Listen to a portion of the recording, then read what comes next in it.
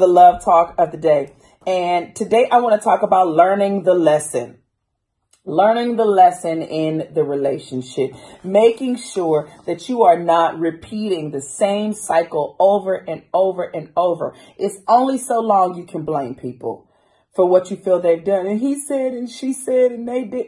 It's only so long that you can blame a person in a relationship. And I keep finding guys like this. Here's what could possibly be the problem.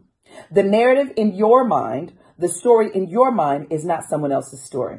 And so you keep living with this story with the probablys and, oh, he said this, that probably means, and you smiling and get all excited because you got a text that said, how are you? And in your mind, it wasn't how are you? It was, I woke up with you on my mind and there's nobody else in my atmosphere but you, and you're all I'm thinking. He just said hello, sis. He didn't. And so you get brokenhearted and frustrated because he wasn't true to what he said. Well, why did you text me every morning? Because I just said hello. It wasn't nothing else but that. Or guys do the same thing. Sometimes you just really have to be honest with how things are rolling out. And if the same thing keeps happening, it might not be them. It might be you.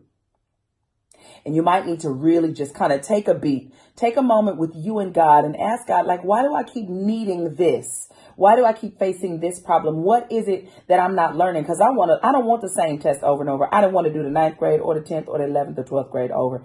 And certain tests that I have to do in real life, I don't want to do them over. I want to learn the lesson and move on. But if you keep facing the same test, the same type of man, the same type of woman, the same type of chick in church, it might not be her. It might be you. You might be drawn to this thing while you're saying, it's no good people out here. Meanwhile, people just get married left and right all over the place, except you. It might not be them. It might be you. Now, granted, there are some people who are, with the trickery and all that kind of stuff, and everybody's not right. But what you keep declaring is sometimes what you keep experiencing. It's no good men. It's no good women. Then what are you drawing to yourself? That's what you put out in the atmosphere. All the no good ones going to come your way.